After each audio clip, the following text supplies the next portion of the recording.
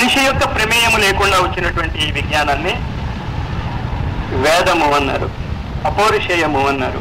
ఈ అపౌరుషేయమైనటువంటి జ్ఞానాన్ని విద్య అంటాం మనం. ఈ చేత ఈ అపౌరుషేయమైనటువంటి ప్రాకృతిక జ్ఞానాన్ని ఎప్పుడైతే మీరు తెలుసుకుంటారో అప్పుడప్పుడు మీరు చాలా సుఖాన్ని, ప్రకృతిని అధిగమించేటటువంటి శక్తిని మీరు పొందగలుగుతారు. కనుక అంచేత వేద జ్ఞానము సుఖమునిచ్చేటటువంటి జ్ఞానము, ఆనందాన్ని ఇచ్చేటటువంటి జ్ఞానము అని కూడా చెప్పుకుంటూ ఉంటాం. అంచేత పరావిద్య ప్రకృతి నుంచి అపౌరుషేయంగా దర్శించి తెలుసుకున్నటువంటి విద్య. అపరావిద్య సమాజము తను కనిపెట్టినటువంటి భాషను ఉపయోగించి తెలిపేటటువంటి విద్య. అందువల్ల ప్రాకృతికమైనటువంటి విద్యకి ఏ భాష ఉపయోగించారు అన్నది ఇంపార్టెంట్ కాదు, ప్రకృతి మనకి ఏమి తెలిపింది అన్నది ఇంపార్టెంట్.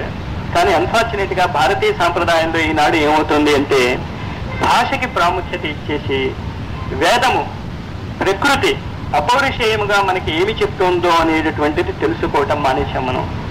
అగ్ని గురించి ఋగ్వేదంలోని మొదటి మంత్రంతో స్టార్ట్ చేస్తున్న మొత్తం ఋగ్వేద మొత్తము కూడా అగ్ని విద్యే, అగ్ని గురించి చెప్తుంది. అగ్నిం దూతం పురోదరే అగ్నిమీలే పురోహితం అని స్టార్ట్ అవుతుంది.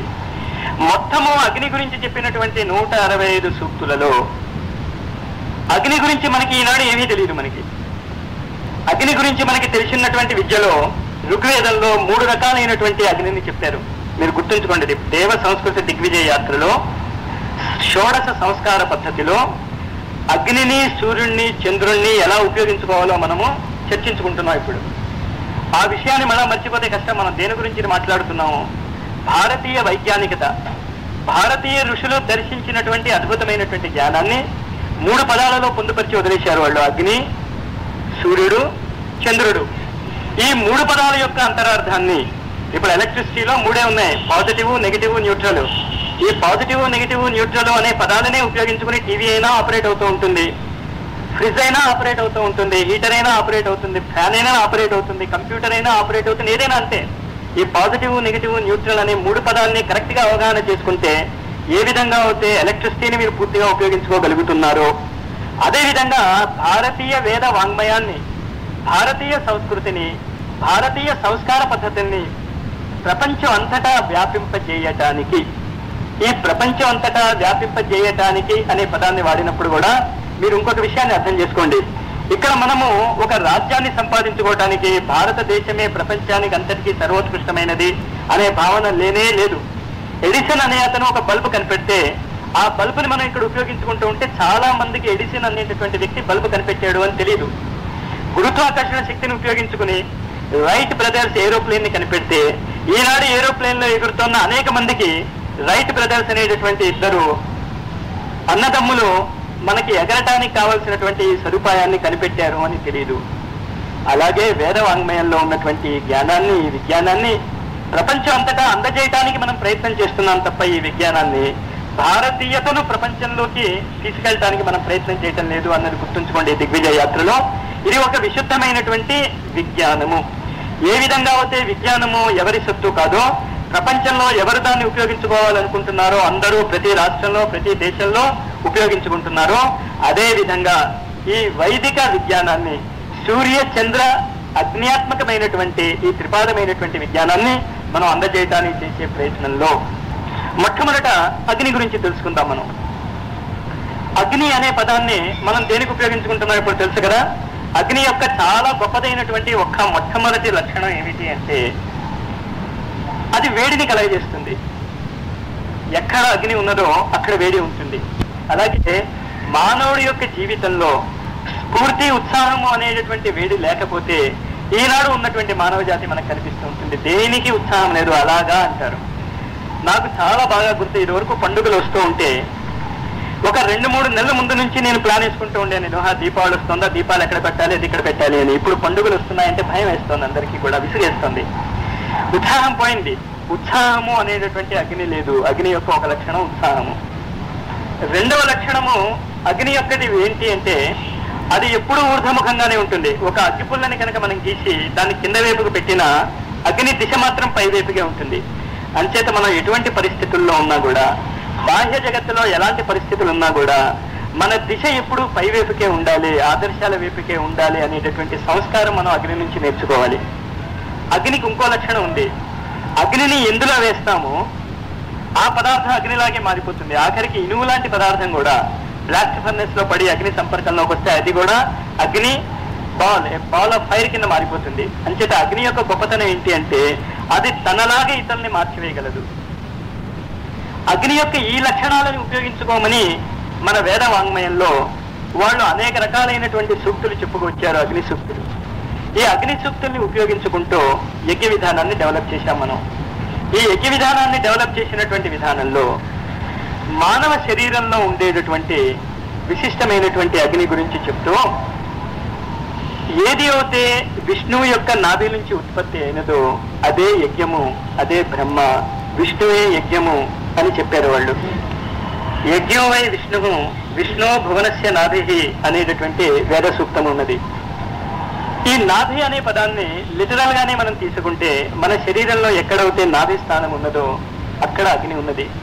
ఇప్పటికి కూడా కడుపు మండిపోతుంది అంటూ ఉంటాం మనం అనేక రకాల అర్థాలలో. గ్యాస్ట్రిక్ ట్రబుల్ వల్లైనా కావచ్చు, మనకి ఇంకోటి ఏదో పొందలేదు అనే భావంతో అయినా కావచ్చు. ఈ అగ్నిని ఎలా ఉపయోగించుకోవాలి, మన నాభి వద్ద ఉన్నటువంటి అగ్నిని ఎలా ఉపయోగించుకోవాలి అనే శాస్త్రము మొత్తము కూడా అగ్ని విద్య కింద వస్తుంది. దీన్నే కుండలిని విద్య అని కూడా అన్నారు. కానీ ఈ కుండలిని విద్య, అగ్ని విద్య అనే దాని గురించి తర్వాత చదువుకుందాం మనం. ఈ సూర్య విద్య, చంద్ర విద్యకి వద్దాం మనం. అగ్ని అంటే మనం తెలుసుకున్నాం కదా, మన శరీరంలో నాభి వద్ద ఉన్నటువంటి విశిష్టమైనటువంటి ప్రాణవాయువు, సమాన వాయువు అనేటటువంటి అగ్ని, జఠరాగ్ని ఏ విధంగా ఉపయోగించుకోవాలో, దానివల్ల మన శరీరంలో వచ్చేటటువంటి మార్పులు, దానివల్ల మన సమాజంలో వచ్చేటటువంటి మార్పుల్ని తెలుసుకొనుట అనేది అగ్ని సూక్తం మనకి చెప్తుంది. సూర్యుడు కుడి కన్ను అన్నారు. సాధారణంగా మనందరికీ తెలిసిన విషయం ఏమిటి అంటే కుడి భాగం మంది ఎక్కువ యాక్టివ్గా ఉంటుంది. ఎడం చేయి కంటే కుడి చేయి కొంచెం ఎక్కువ స్ట్రాంగ్ గా ఉంటుంది. ఎడం కన్ను కంటే కుడి కన్ను కొంచెం ఎక్కువ స్ట్రాంగ్ గా ఉంటుంది. అంచేత మొత్తము సర్వేంద్రియాణం నయనం ప్రధానం అన్నట్టే ఆ నయనాలలో కూడా కుడి కన్నుకి ఎక్కువ ప్రాముఖ్యత ఇచ్చి ఆ కుడి కన్నుని సూర్యుడు అన్నారు. వేదాలలో కూడా సూర్యుడే జగత్తు యొక్క చక్షువు అన్నారు, కన్ను అన్నారు. ఈ సూర్యుడు మన శరీరంలో ఎలా పనిచేస్తాడో అనేది తెలుసుకోవటానికి మన ఋషులు చెప్పింది ఏమిటి అంటే, కుడి ముక్కు మీరు కాస్త జాగ్రత్తగా చూడండి, దానినే పింగళ నాడి అంటాము. ఆ పింగళ నాడిని కనుక మీరు ఉపయోగించుకోవటం నేర్చుకుంటే బాహ్య జగత్తులో ఉన్నటువంటి సూర్యుడిని మీరు ఉపయోగించుకోగలుగుతారు అన్నారు. ఇది ఎలా ఉపయోగించుకోవాలి, ఏమి చేయాలి అన్నది మెల్లిమెల్లిగా చర్చించుకుందాం. ముందు ఈ ఫండమెంటల్స్ కనుక మీరు ఆధారం తెలుసుకోగలిగితే సగం మనం తెలుసుకున్నట్టే భారతీయ ఋషి సాంప్రదాయము, వేద వాంగ్మయము, వేద విజ్ఞానాన్ని. ఇది ప్రపంచానికి ఈనాడు 1995 నుంచి 2000 సంవత్సరం మధ్య ప్రపంచానికి అందజేయాలి అనేటటువంటి సంకల్పంతోనే ఈ అశ్వమేధ యజ్ఞాలు జరుగుతున్నాయి. ఈ విజ్ఞానాన్ని అందించడానికి ఇది కేవలము థియరిటికల్ గా లెక్చర్ ఇచ్చి వెళ్ళిపోకుండా వీటిని ఎలా ఉపయోగించుకోవాలో కూడా చెప్పబడుతుంది ఈ సంవత్సర కాలంలో. అంచేత అగ్నిని మనం అర్థం చేసుకున్న తర్వాత మన కుడి ముక్కు ద్వారా శ్వాస లోపలికి ఎలా వెళ్తుంది, బయటకి ఎలా వస్తుంది అని తెలుసుకునేటటువంటి విజ్ఞానాన్ని సౌర విజ్ఞానము, ఆధ్యాత్మ విజ్ఞానంలో ఆదిత్య హృదయము అనే పేరుతో యుద్ధం చేసి రావణాసురుని ఎలా గెలవాలో తెలియని అయోమయ అవస్థలో ఉన్నటువంటి రాముడికి ఈ ఆదిత్య విజ్ఞానాన్ని, ఈ సూర్య విజ్ఞానాన్ని అందజేసి ఎలా గెలవాలో చెప్పుకుంటూ అక్కడ కూడా త్రిగుణితం జప్త్వా 3 సార్లు దీన్ని ఉపయోగించాలి, త్రిపాదంగా ఉపయోగించాలి అని అగస్త్యుడు చెప్తూ ఉంటాడు. మొత్తం వేద వాంగ్మయంలో 3 అనే పదం రిపీటెడ్ గా వస్తూ ఉంటుంది. దాన్ని కాస్త జాగ్రత్తగా అర్థం చేసుకోండి. ఈ సూర్య విజ్ఞానాన్ని అర్థం చేసుకున్న తర్వాత, అంటే మన కుడివైపు వస్తున్నటువంటి శ్వాసని, పింగళ నాడిని అర్థం చేసుకున్న తర్వాత, మన నాభిలో ఉన్నటువంటి అగ్ని విద్యని అర్థం చేసుకున్న తర్వాత, మన ఎడమ వైపు ఉన్నటువంటి సోమనాడిని, చంద్రనాడిని అర్థం చేసుకుంటే, చంద్ర సూర్య అగ్ని విద్యాత్మకమైనటువంటి ఈ త్రయీ విద్యని మీరు అర్థం చేసుకుంటే దీనినే రాజవిద్య, రాజగుహ్యం అంటారు అని భగవద్గీత యొక్క 9వ అధ్యాయంలో చెప్పబడి ఉంది. అంచేత ఈ భగవద్గీత పారాయణ చేస్తూ ఉండటం చాలా మంచిదే. ఇంకేదంటే ఈ భగవద్గీత పారాయణే జరిగి ఉండకపోతే ఈ భగవద్గీత ఈనాడు మనకి లభించి ఉండేది కాదు. కానీ ఇప్పుడు మనము విజ్ఞానాత్మక దృష్టితో దీన్ని అర్థం చేసుకుని వీటిని ఎలా ఉపయోగించుకోవాలో తెలిపేటటువంటి సత్యాలను అర్థం చేసుకోవడానికి ప్రయత్నం చేస్తూ, సూర్యుడు వల్ల మనము పొందగలిగేటటువంటి మొత్తము విజ్ఞానాన్ని గాయత్రి మంత్రం యొక్క మొదటి చరణం ద్వారా అందజేశారు. ఈ మొదటి చరణంలో మనమందరము మన పిల్లలకి చెప్పవలసినటువంటి రహస్యం ఏమిటి అంటే తత్ సవితుర్వరేణ్యం, ఆ సూర్యుడు వలె శ్రేష్టమైనటువంటి జీవితము మనది కావాలి. సూర్యుడిలో ఉన్నటువంటి 3 ముఖ్యమైనటువంటి లక్షణాలను మనం గుర్తు ఉంచుకుని ఆ విధమైనటువంటి అలవాట్లను మనము చేసుకుంటే భౌతిక జగత్తులో మీరు కోరింది ఖచ్చితంగా జరిగి తీరుతుంది అనేటటువంటిది ఋషులు చెప్పినటువంటి ఒక ఫార్ములా. చూడండి సూర్యుడి యొక్క ముఖ్య లక్షణం ఏంటో. సూర్యుడి యొక్క చాలా గొప్ప లక్షణం ఏంటి అంటే చలికాలమైనా ఎండాకాలమైనా ఏదైనా సరే ఒక నియమబద్ధమైనటువంటి క్రమంగా చెప్పిన టైంకి ఉదయిస్తాడు. అలాగే మనమందరం కూడా మన జీవితంలో కాలాన్ని సవ్యంగా ఉపయోగించుకుంటూ రెగ్యులారిటీ అనేటటువంటి దాన్ని కనుక మనం ఉపయోగించుకోగలిగితే సూర్యుడి యొక్క మొదటి లక్షణం మన జీవితంలోకి వచ్చినట్టే. 2001వ సంవత్సరము జనవరి 3వ తారీఖున సూర్యుడు ఎన్ని గంటలకు ఉదయిస్తాడో మనం చెప్పగలం. కానీ 6 గంటలకి మీటింగ్ జరిగితే ఖచ్చితంగా ఆ మీటింగ్ 6 గంటలకి మొదలెట్టదు అని మనం ఖచ్చితంగా ఈనాడు చెప్పగలుగుతున్నాం. దాన్ని గర్వంగా ఇండియన్ స్టాండర్డ్ టైం అని కూడా చెప్పుకుంటూ ఉంటాం మనం మన మీటింగ్స్ లో వాటిలో. అంచేత సూర్యుడి దగ్గర నుంచి మనము నేర్చుకోవాల్సినటువంటి మొట్టమొదటి విజ్ఞానం ఏమిటి అంటే పంక్చువాలిటీ. కాలము గడిచిపోతూ ఉంటుంది. కాలము గడిచిపోతున్నప్పుడు చెప్పిన టైంకి మనం ఆచరణ చేయలేకపోతే 2 తప్పులు చేస్తున్నాం అక్కడ. ఒకటి, మన కాలానికి మనం విలువ కట్టుకోలేకపోయామని అర్థము. రెండవది, ఇంకొకళ్ళ కాలానికి మనం విలువ ఇవ్వటం లేదు అని అర్థము. ఒక మీటింగ్ పెట్టుకున్న తర్వాత ఆ మీటింగ్ 3.5 గంటల లేటుగా మొదలవుతే ఆ 3.5 గంటలు అక్కడ వ్యక్తులు కూర్చుని వెయిట్ చేస్తున్నారు అంటే 3.5 గంటల కాలాన్ని వాళ్ళు ఎందుకు పనికి రాకుండా వినియోగించుకున్నట్టే కదా. ఈ విశాలమైనటువంటి భూప్రపంచంలో మానవ జీవితంలో సగం కాలం మనం ఎలాగో నిద్రకు ఉపయోగించేస్తున్నాం, మిగతా సగం ఏదేదో పనులకు ఉపయోగిస్తూ ఉంటే మిగిలిన సగం కాలాన్ని కూడా అసలు ఎందుకు ఉపయోగించుకుంటున్నామో తెలియకుండా కాలాన్ని వ్యర్థం చేసుకోకుండా కాలాన్ని నిరంతరము ఏదో ఒక పనికి సవ్యమైనటువంటి పనికి ఉపయోగించుకోండి అనేటటువంటి ఫస్ట్ ప్రిన్సిపల్ భౌతిక జగత్తులో మనం నేర్చుకోవాలి సూర్యుడి దగ్గర నుంచి. నేను సూర్యోపాసకుడు అని చెప్పి సూర్యుడు ఉదయించినా నిద్రపోతూ సూర్యుడు లేచిన తర్వాత లేచాక మనం ఎప్పుడో ఏదో చేసుకుంటూ ఏదో మనం సంధ్యావందనం ముగించుకున్నాము అనేటటువంటి భావన చేసుకుంటే సూర్యుడి యొక్క లక్షణము, సూర్యుడిని మనం ఉపాసన చేయటం లేదు, సూర్యుడి దగ్గర మనం కూర్చోవటం లేదు. సూర్యుడి యొక్క మొదటి లక్షణం ఇది పంక్చువాలిటీ. ఏ పని చేసినా కరెక్ట్ టైంకి చేయండి, అనుకున్న టైంకి చేయండి. రెండో లక్షణం ఏంటి సూర్యుడిది? రెగ్యులారిటీ. ఇవాళ పొద్దున్న ఉదయించాడు కనుక రేపు కూడా ఖచ్చితంగా సూర్యుడు ఉదయిస్తాడు అనే నమ్మకం మనకుంది ఈనాడు. కానీ ఇవాళ పాఠానికి వచ్చిన తర్వాత రేపు పాఠానికి వెళ్తాడా వెళ్ళదా చాలా డౌట్ఫుల్. చాలా సార్లు ద్వితీయ విఘ్నం రాకూడదు బాబోయ్ మాస్టారు అని చెప్పి అనేక మంది స్టూడెంట్స్ రకరకాల పరిస్థితుల్లో మొదటి రోజు వచ్చిన తర్వాత రెండో రోజు చాలా కష్టపడి వస్తారు, మూడో రోజు వచ్చిన వాళ్ళని నేను ఇంతవరకు చూడలేదు అనేక సార్లు. ద్వితీయ విఘ్నానికి ఇచ్చిన ప్రాముఖ్యత నిరంతర విజ్ఞానికి ఎందుకు ఇవ్వటం లేదో నాకు తెలియదు. ఇది రెండో లక్షణం. పంక్చువాలిటీతో పాటు రెగ్యులారిటీ. సృష్టి ఆది నుంచి ఈ కల్పాంతం వరకు కూడా సూర్యుడు అదే ప్రకారం ఉదయిస్తూ ఉంటాడు, అస్తమిస్తూ ఉంటాడు. ఎక్కడా ఒక్క క్షణము కూడా ఆలస్యత్వం కనిపించదు. అలాగే మనము నేర్చుకోవాల్సినటువంటి విషయాలను మన జీవితాన్ని కూడా పంక్చువల్ గా కాకుండా నియమితంగా ఒక రెగ్యులర్ ఫ్లోలో చేసుకెళ్లేటటువంటి ప్లాన్ మన జీవితంలో మనం వేసుకుంటే సూర్యోపాసకం అవుతాం తప్ప సూర్య మంత్రాలను ఓం ఘృణి సూర్య ఆదిత్యం అనే అష్టాక్షరిని నేను జపించాను అంటే సూర్యోపాసన కాదు అది. ఈ రెండు అయిన తర్వాత సూర్యుడికి ఇంకో లక్షణం ఉంది, ద్వాదశాదిత్యులు అని మనం ఎప్పుడు చెప్పుకుంటూనే ఉంటాం. ఈ ద్వాదశాదిత్యులు అని మనం ద్వాదశాదిత్యులు అని మనం చెప్పుకుంటామే తప్ప నెలకి ఒకసారి సూర్యుడు 30 రోజుల పాటు ఒకే రాశిలో ఉంటాడు. ఆ రాశిలో ఉన్నప్పుడు సూర్యుడికి ఒక విశిష్టమైనటువంటి లక్షణాలు ఉంటాయి. సూర్యుడి యొక్క పంక్చువాలిటీ రెగ్యులారిటీని మనం ఎలాగైతే ఉపయోగించుకుంటున్నామో ఒక్కొక్క రాశిలో ఉన్నటువంటి సూర్యుడి యొక్క లక్షణాలను ఉపయోగించుకుని తదనుగుణంగా మన జీవితాన్ని మార్చుకునేటటువంటి విద్యని మనం మర్చిపోయాం. ద్వాదశాదిత్యులు అని మనం చెప్పుకుంటూ ఉంటామే తప్ప ఆ ద్వాదశాదిత్యుల యొక్క లక్షణాలు ఏమిటి?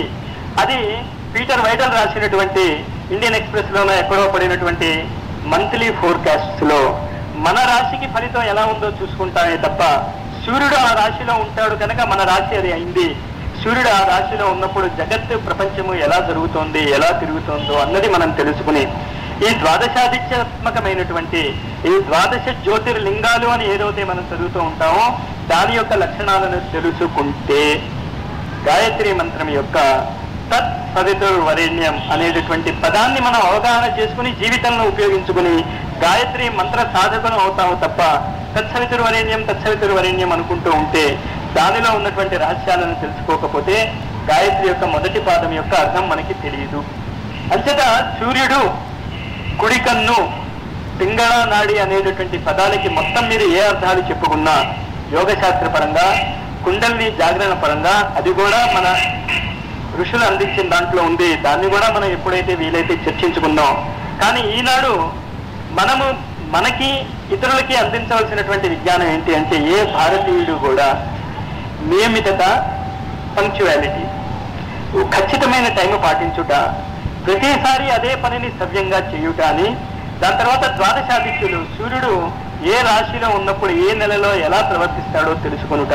అంటే ఏంటి? ఎండాకాలంలో ఒకలాగా ప్రవర్తిస్తాడు, శీతాకాలంలో ఒకలాగా ప్రవర్తిస్తాడు, వర్షాకాలంలో ఒకలాగా ప్రవర్తిస్తాడు సూర్యుడు. ఇది మనం తెలుసుకోవాలి. ఇది కేవలము విత్తనాలు నాటేవాళ్ళు మాత్రమే కాస్త ఆలోచిస్తున్నారు. ఎండాకాలం వెళ్ళిపోయిన తర్వాత, వర్షపు తొలకరి చినుకులు పలికిన తర్వాత భూమిని దున్ని మనం విత్తనాలు వేస్తేనే పంట వస్తుంది తప్ప నాకు చాలా మూడొచ్చేసింది మాస్టారు, ఇంకంతే మీరు చెప్పారు కష్టపడమన్నారు కనుక ఇవాళ వెళ్ళి నేను నాగలు తీసుకుని దున్నేసి విత్తనాలు నాటిస్తానని ఎవ్వడు అండు. కానీ ఆధ్యాత్మిక జగత్తులో ఆ తప్పు ఎందుకు చేస్తున్నామో మనకి తెలియదు.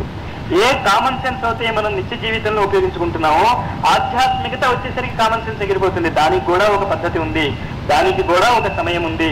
ఆ సమయాన్ని తెలుసుకునేటటువంటి విద్య సూర్య ఆత్మ జగత స్పృశ. ఆ సూర్యుడి యొక్క ఆత్మను, జగత్తు యొక్క నేత్రాన్ని కనుక మనం అర్థం చేసుకుంటే ఈ 3 లక్షణాలు ఉన్నటువంటి విద్యార్థి కానీ, ఈ 3 లక్షణాలు ఉన్నటువంటి ఆఫీసర్ కానీ వాడి జీవితంలో ఎందుకు సక్సెస్ కాడు? రెగ్యులారిటీ, పంక్చువాలిటీ, తర్వాత ఏంటి? ప్రాక్టికబిలిటీ.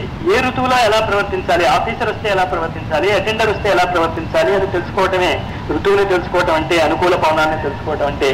ఈ 3 లక్షణాలు ఖచ్చితంగా నేర్చుకోండి అనేటటువంటిది గాయత్రి మంత్రం యొక్క మొదటి చరణము, సూర్యుడి యొక్క అర్థము. కానీ అగ్నిలో కూడా 3 అర్థాలు ఉన్నాయి. అది మళ్ళా మనం పట్టించుకోం. అగ్నిని ఉపయోగించుకోండి, సమాన అగ్ని మన నాభిలో ఉంది, దాన్ని ఉపయోగించుకోండి అని చెప్పాను తప్ప అగ్నిలో 3 అర్థాలు ఉన్నాయి. పావక, పవమాన, శుచి అనే 3 అగ్నిలు ఉన్నాయి. ఈ 3 రకాల అగ్నిల్ని ఉపయోగించుకోవడం నేర్చుకోవాలి అనే దాంట్లో ఈనాడు మనకు కనిపిస్తున్నటువంటి సివిలైజేషన్ అంతా కూడా పావక అగ్ని లక్షణాన్ని మాత్రమే ఉపయోగించుకుంటుంది. పవమాన అగ్ని, శుచి అనేటటువంటి అగ్ని ఉన్నాయని కూడా మనకి తెలియదు. శ్రీ సూక్తంలో ఒకటి వస్తుంది, యశ్ శుచి ప్రేతో భూత్వా జుహాయాజ్యాజ్యమన్వహం. శుచి అనేటటువంటి అగ్నిలో నేతి అనేటటువంటి ఆహుతి వేయండి అని ఉంటే మనం ఏమర్థం చేసుకుంటున్నాం అంటే సమిధలు కాస్త వెలిగించి అగ్గిపుల్ల గీసి వెలిగిస్తే వచ్చేటటువంటి అగ్ని. అగ్గిపుల్ల గీసి వెలిగించేటటువంటి అగ్నిని పావక అగ్ని అంటాం. ఆ అగ్ని ఉపయోగించుకోమని చెప్పలేదు. శ్రీ సూక్తం ఫలించకపోవటానికి, శ్రీ సూక్తాన్ని చదివిన తర్వాత కూడా శ్రీ సూక్తంలో చెప్పబడినటువంటి అద్భుతమైన ఫలితాలు రాకపోవటానికి కారణం ఏంటి అంటే, శ్రీ సూక్తాన్ని ఉపయోగించుకోదలుచుకున్నటువంటి భారతీయ వేద వాంగ్మయ జ్ఞాత పావక అగ్నిని ఉపయోగించుకోకూడదు. అక్కడ రాశాడు వాడు, యశ్ శుచి ప్రేతో భూత్వా జుహాయ త్యాజ్యమన్వహం. శుచి అనేటటువంటి అగ్నిని నేతితో ఉపయోగించుకుంటే, మళ్ళా మనం ఇంత నెయ్యిని తీసుకుని ఆవు నెయ్య, డాల్డాయా అనే డౌట్ వస్తుంది. మనం అసలు ఆ నెయ్యి గురించి వాళ్ళు మాట్లాడలేదు. అక్కడ నెయ్యి అనే పదానికి స్నేహము అనే అర్థం కూడా ఉంది. స్నేహము అనేది ఒక మానసికమైనటువంటి భావన. అంచేత పావక అగ్ని ఈనాడు మనం ఉపయోగించుకుంటున్నటువంటి అగ్ని, వంటశాలలో ఉపయోగించుకుంటున్నటువంటి అగ్నిని పావక అగ్ని అంటాం. దీనివల్ల ఆహారము మనం ఉపయోగించుకుంటాం. తినలేనటువంటి ఆహారాన్ని ఉడికించుకుని తినటానికి వీలుగా రుచ్యముగా చేసుకుని అరగటానికి వీలుగా చేసుకునేటటువంటి అగ్ని పావక అగ్ని. ఈ పావక అగ్నిలో ఇంకో లక్షణం కూడా ఉంది. పదార్థాలను దేన్నైనా అందులో వేస్తే శుచిగా ఉన్నటువంటి పదార్థాన్ని బయటికి తీసి అశుచిని దూరం చేసేస్తుంది. మెల్టింగ్ అంటాం కదా, ఈ మెటలర్జీ ఉందే, లోహాలను తీసుకెళ్లే గలన ప్రక్రియలో కూడా ఈ అగ్నినే మనం ఉపయోగించుకుంటాం. అంచేత అగ్ని ద్వారా శుద్ధీకరణ ప్రక్రియ కూడా జరుగుతూ ఉంటుంది పదార్థాలది. దీని తర్వాత పవమాన అగ్ని అని ఉంది. ఈ పవమాన అగ్నిని సూర్యశక్తి అని కూడా అంటాం.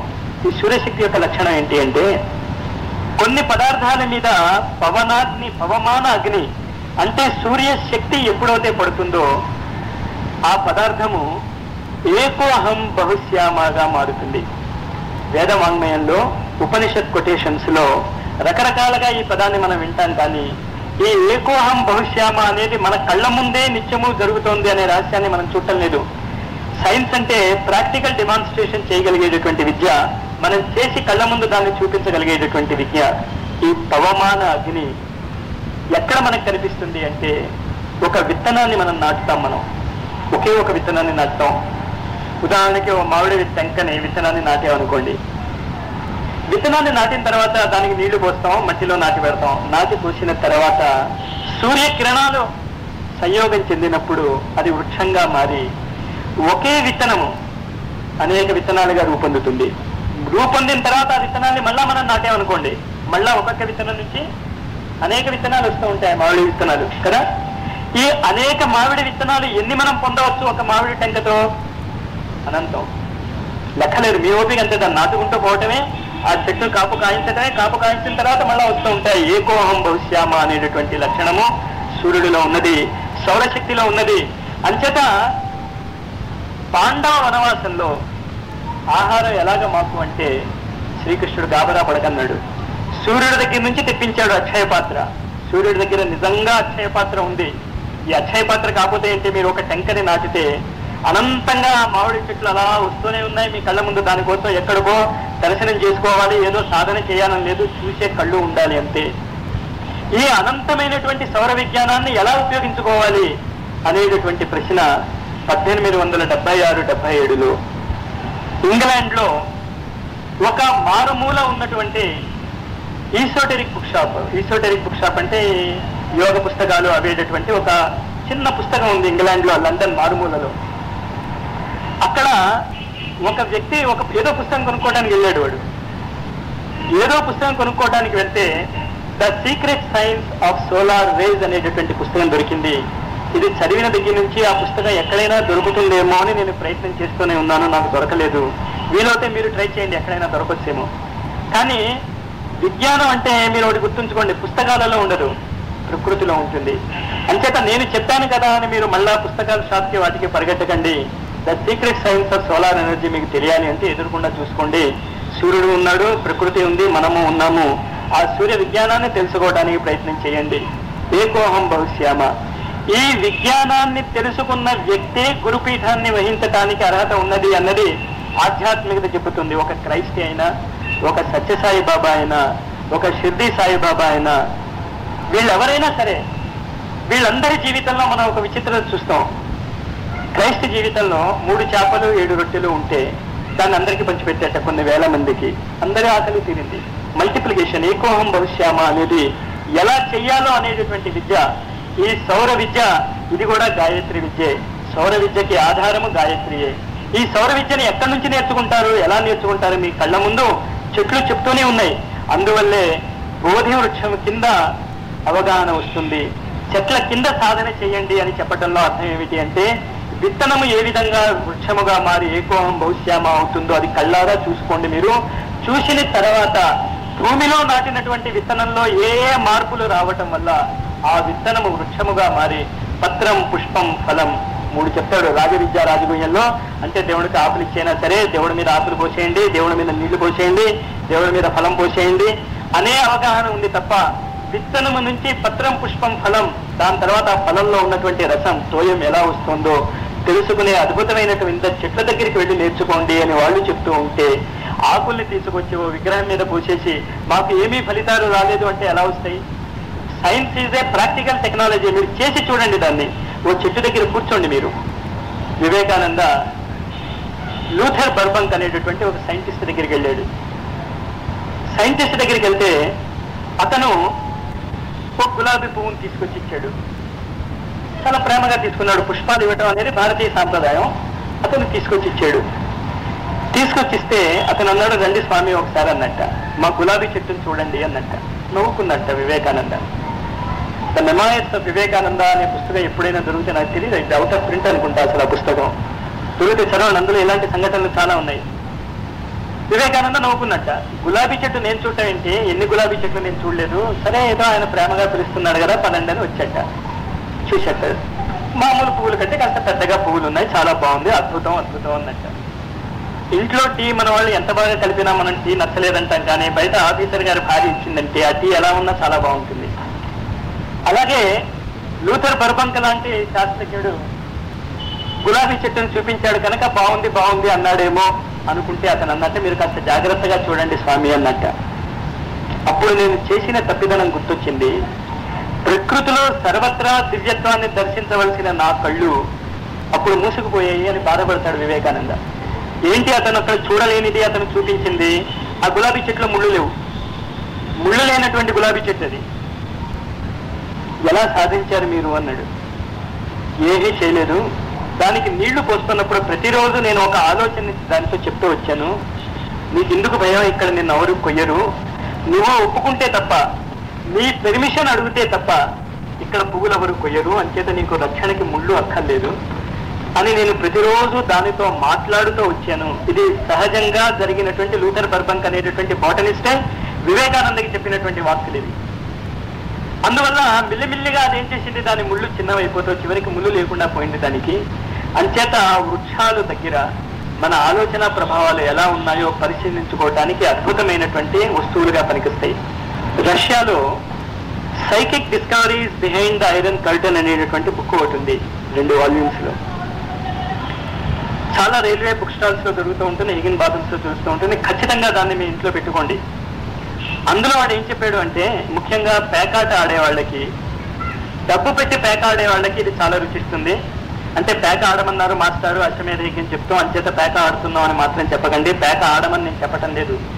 ఇందులో మనం తెలుసుకోవాల్సిన విషయం ఏమిటి అంటే, పేక ఆడుతున్నప్పుడు ఒక మనీ ప్లాంట్ ని కనుక మీరు సవ్యమైన ఆలోచనతో పెంచగలిగితే, మనీ ప్లాంట్ అంటే తెలుసు కదా, దాని మట్టి కూడా అక్కర్లేదు, ఒక సీసాలో నీళ్లు పోసేసి ఆ మనీ ప్లాంట్ ని మనం పెంచగలిగితే పెరిగిపోతుంది.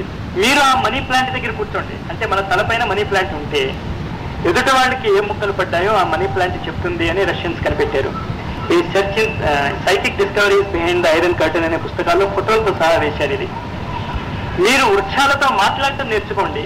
వృక్షాలని పీకటం కాదు, వృక్షాలని చంపివేయటం కాదు, వృక్షాలని ఉపయోగించుకోవటం ఎలా అనేది మన భారతీయులు నేర్పినటువంటి చాలా అద్భుతమైనటువంటి రహస్యము. పంచవటి పూజ అని వృక్షాలు నాటి, ఆ వృక్షాలు నాటిన స్థలంలో చేయవలసినటువంటి విశిష్ట తపశ్చర్యలు ఉన్నాయి. అది రామకృష్ణ పరమహంస ఒక్కడే ఈ కాలంలో చేశాడు నాకు తెలిసినంత వరకు. ఇలాగా ఈ వృక్షాలను ఉపయోగించుకోవటం ఎలా అనేటటువంటి విజ్ఞానమే ఏకోహం భవిష్యామ అనేటటువంటి విజ్ఞానము. ఇదే అగ్ని యొక్క పవమాన అనేటటువంటి అగ్ని రహస్యము. హనుమంతుడికి పవమాన సుతుడు అనే పేరు కూడా ఉన్నది. హనుమంతుడు సూర్యుడి దగ్గర సకల వేదములు శాస్త్రములు నేర్చుకున్నాడు అని కథ మీకు తెలుసు. ఆఖరికి ఎంతవరకు వెళ్ళిపోయేదంటే గురువును మించిన శిష్యుని అవుదాం అనుకుని సూర్యుడిని మింగేశాట. ఇవంతా ఆలంకారికమైనటువంటి కథలు. పూర్తిగా డైజెస్ట్ చేసేసుకున్నాడు అనమాట సౌర విజ్ఞానాన్ని. సౌర విజ్ఞానాన్ని పూర్తిగా డైజెస్ట్ చేసుకున్నటువంటి వ్యక్తి కనుక పవమాన సుతుడు అంటాం. ఈ పవమాన సుతత్వము ఏకోహం భవిష్యామ అనేటటువంటి విద్య ఏ గురువు నేర్చుకుంటాడో అతనికి మాత్రమే ఇతరులకి ఆధ్యాత్మ విద్య తెలపడానికి హక్కు ఉన్నది అన్నది భారతీయులు చెప్పిన మొదటి కండిషన్. మల్టిప్లై చేయండి, మీరు ఒకదాన్ని అనంతంగా మార్చగలగండి. సృష్టి యొక్క రహస్యం అంతా కూడా సూర్యుడి యొక్క పవమాన శక్తిలోనే ఉంది అంటూ ఇంగ్లాండ్ లో ఆ పుస్తకాన్ని కొన్నటువంటి ఒక న్యూస్ రైటర్ ఆ పుస్తకాన్ని చదివి భారతదేశానికి వచ్చాడు పరిగెట్టుకుని. వదిలేశాడు తన ఉద్యోగం అదంతా కూడా. భారతదేశానికి వచ్చిన తర్వాత నేను చాలా భ్రాంతిలో పడ్డాను. ఎక్కడా నాకు ఆ సైంటిఫిక్ యాప్టిట్యూడ్, సౌర విద్య, ఆదిత్య విద్య నేర్పేటటువంటి గురువు నాకు లభించలేదు అని a search in secret India అనే పుస్తకంలో రాస్తాడు. ఆ ఆథర్ పేరు పాల్ బ్రంటన్. చివరికి నేను నిరాశుడైపోయి ఇంకా నాకు భారతదేశంలో ఈ విద్య నాకు నేర్పరు అనేటటువంటి నిర్ణయానికి వచ్చిన తర్వాత, కాశీ భారతీయ సంస్కృతికి ఆయువు పట్టు అంటారు కనుక కాశీలో ఉన్నటువంటి ఆ సన్నని సందుల్లో నేను నడుస్తూ ఉంటే ఒక వ్యక్తి నా దగ్గరికి వచ్చి, మీరు ఎక్కడి నుంచో వచ్చి భారతీయ సంస్కృతిని తెలుసుకుందాము అని వచ్చి నిరాశతో వెనుదిరిగిపోతున్నారు అని తెలిసింది నాకు. కాదు, భారతీయ సంస్కృతి చాలా గొప్పది, మీకు దాని ప్రాక్టికల్ డెమాన్స్ట్రేషన్ చూపిస్తాను, నాతో రండి అంటే. ఇలాంటి మాటలు నేను చాలా విన్నాను. చాలా మంది నన్ను ఇలాగే మోసపుచ్చి నా దగ్గర డబ్బు తీసుకున్నారు. నేను రానంటంట. నా దగ్గరికి ఎవరు పంపించారో తెలుసా? మా గురువు పంపించాడు, నువ్వు ఇలా వస్తావని చెప్పి. అంతే తప్ప నా అంతటా నేను రాలేదు అంటాడు. సరే ఇంకోసారి మోసపోదాంలే అని వెళ్ళానంటాడు. అక్కడ జరిగిన సంఘటనలు తెలుసుకోవటానికి మీరు ఎంతో దూరం వెళ్ళక్కర్లేదు. 4-5 వారాల కిందట స్వాతి అనేటటువంటి ఒక మాసపత్రిక ఉంది, తెలుగు మాసపత్రిక. అందులో వేశాడు ఈ విషయాలంతా కూడా. అంచేత ఒక్కొక్కసారి మన తెలుగు మాసపత్రికలు వారపత్రికలు చదవటం కూడా చాలా మంచిది అనిపిస్తుంది.